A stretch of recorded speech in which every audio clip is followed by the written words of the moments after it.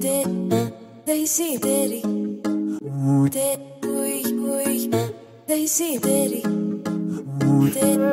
मिलके बिछड़ते बिछड़ के वो मिलते क्यों सांसें थम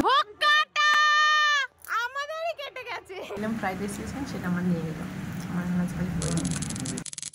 so hello everyone, good afternoon. কেমন আছো তোমরা? আশা করি ভালো আছো, আর আমিও বেশ ভালো আছি। তো আজকে আমি এসে গেছি আবার একটা তোমাদের জন্য একটা নতুন ব্লগ নিয়ে। তো আজকে কি বলো তো, আজকে হচ্ছে ইন্ডিপেন্ডেন্স ডে, ওই জন্য দেখো সব গ্রিন গ্রিন পরে নিয়েছি, গ্রিন চুড়ি, গ্রিন ড্রেস। তো আজকে কোথায় চলে এসেছি দেখো ইন্ডিপেন্ডেন্স ডের দিনকে, আজকে এসেছি হচ্ছে মোনামিতে। তো মোনামি মানে তো জানো যে একটা রেস্টুরেন্ট, আর এই মোনামি রেস্টুরেন্টে আগেও অনেকবার এসেছি, কিন্তু প্রত্যেকবার এসেছি আমি আর আমার বরবর। তো বরবরের সাথে দেখো আরও একজনকে এনেছি, সেটা হচ্ছে আমাদের পাঁচুদা। তো দেখো আজকে এসেই প্রথমে স্টার্টারে যেগুলো অর্ডার দিয়েছিলাম সেগুলোর মধ্যে হচ্ছে মোমো, আর আমার ফেভারিট ক্রিসপি বেবিকর্ন। কি বলবো, এটা যে আমার এত ফেভারিট, কেন ফেভারিট আমি বলেও বলতে পারবো না, কারণ প্রত্যেকবারই বলেছি এটা খেতে আমি ভীষণ ভালোবাসি স্টার্টারের মধ্যে। তো এটা দেখো প্রথমে খেয়ে নিলাম, কিন্তু অন্য দিনের তুলনায় আজকে অতটাও ভালো লাগেনি, কিন্তু প্রথম বাইটটা মুখে দিতে কিন্তু বেশ ভালো লেগেছিলো, কারণ এদের যে বানায় যে প্রসেসটা এটা কিন্তু ভীষণ ভালো। তারপরে এসে গেছিলো দেখো ফ্রাইড রাইস আর চিলি চিকেন। কিন্তু তোমাদের তো বলাই হলো না যে বেবিকর্নটার সমস্যা কী ছিল। বেবিকর্নটা ছিল হচ্ছে বুড়ো বেবিকর্ন বলে না, মানে একটু পেকে গেছে বেবিকর্নগুলো, ওইগুলোতে বানিয়েছিল, কিন্তু আগের দিনকে পুরো কচি কচি বেবিকর্ন বানিয়েছিল, ভীষণ ভালো লেগেছিলো খেতে। কিন্তু আজকে না একটু বুড়ো হয়ে যাওয়ার কারণে অতটা ভালো লাগেনি খেতে। তো দেখো তারপরে নিয়ে নিলাম হচ্ছে তোমার ফ্রাইড রাইস আর চিলি চিকেন। বাহ, এটা কিন্তু অসাধারণ হয় এখানে, এদের চাইনিজগুলো ভীষণ ভালো হয়। কিন্তু এদের যেটা খারাপ হয় সেটা হচ্ছে বাঙালি মেনু। আর সত্যি বলছি এইটা ফার্স্ট টাইম নয়, এইটা মানে কি বলবো, এটা এই নিয়ে সেকেন্ড টাইম রিভিউ দিচ্ছি যে এখানে আমরা আগেও মাটন আর এরম পোলাও খেয়েছিলাম, আর সেটা আমার বরবরই খেয়েছিলেন, ওনার একদম ভালো লাগেনি।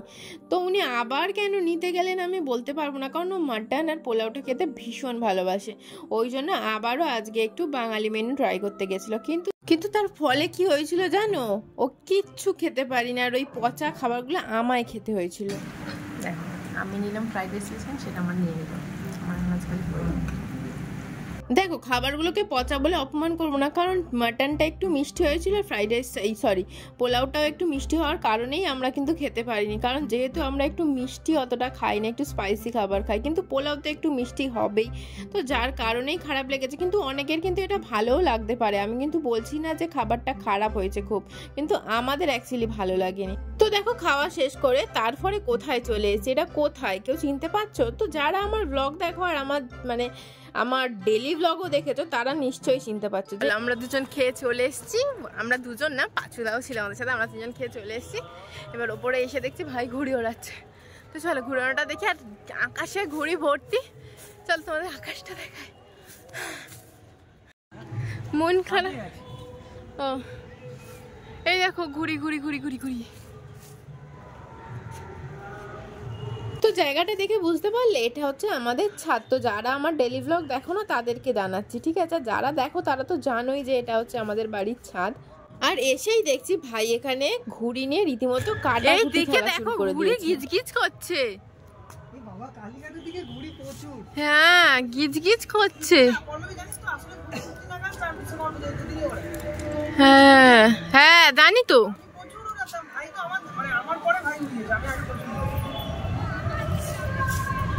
এবার কাটাকাটি সিন চলছে, দেখা যাক কে কাটতে পারে কাটা খেয়ে গেছে।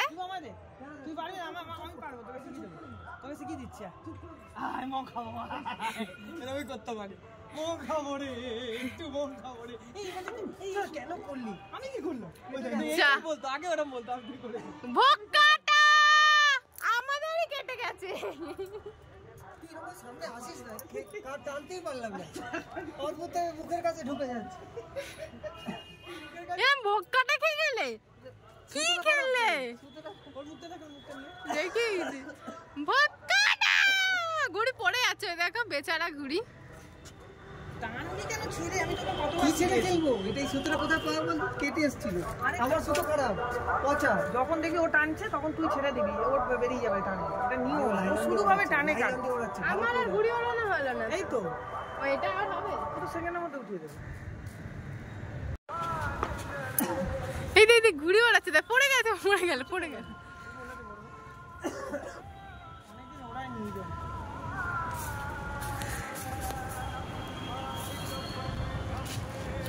যে মানুষ একবার সেন্সটা করে না, যেমন সাইকেলে বলে দেবো না, এবার আমি কাটবো না। কি করবে তোমরা? ওটা কি লুটবে ঘড়িটা? দেখি কেন সকালে কোন ঘড়িটা? এই ঘড়িটা? কিভাবে লুটিস?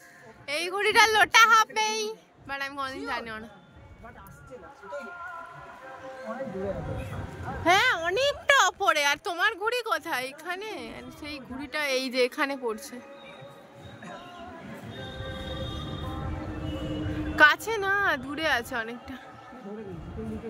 হ্যাঁ ধারে যাস না, ফেলে দিয়েছিলাম। ও আর তুলে দেবে, ওর ফেলে দিয়েছিল। আরে যখন মাথাটা উপর দিকে থাকবে তখন টানতে হয়। আচ্ছা আমি একটু টানি দাও। টান, যখন মাথাটা উপরে পড়ে যাবে আবার। এই এটা কি করছো? এই নিচে নামিয়ে দিচ্ছি। একটা ছবি তুলে দাও। দাঁড়া। ও তুলেছিস? তো ঘুড়ি টুড়ি খেলে রেস্ট নিয়ে আবার বেরিয়ে পড়লাম আরো একটা জায়গায় দুজন মিলে ঘুরতে। তো কোথায় যাচ্ছি চলো দেখাই।